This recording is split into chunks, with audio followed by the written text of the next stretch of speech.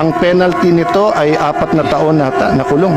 General Torre, nagbigay siya ng interview na sinabi niya, bigyan lang ako ng eroplano. Ako nang bahala dyan. Arrest. Who gave you the order? I have a team You of are the deputy one there. there. Wala si SOG doon. Ikaw ang nagkarga sa kanya sa aeroplano. Kaya tinatanong kita, who gave you the order? Still, sir, I take my order in National Police. So, Chief PNP.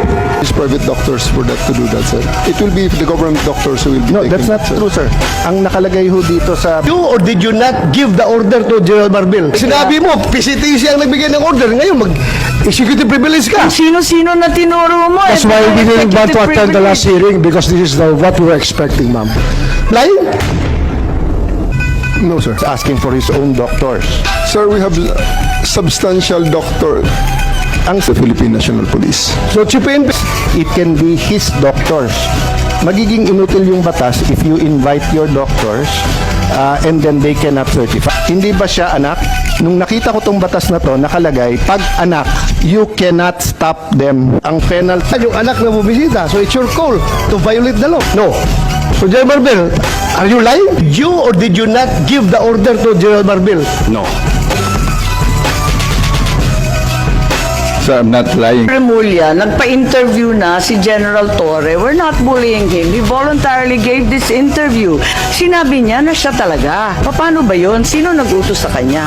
But I just want to have the executive privilege po regarding this matter. The Eh, separation matter. nandito na tayo eh. If I am the one that is referred to, I will admit it. We didn't want to be bullied. We are not bullying you, sir. Ha? We want the truth. Secretary Remulla, I recall that General Sayang naman yung handa ko ng birthday ko. I gave them the advice.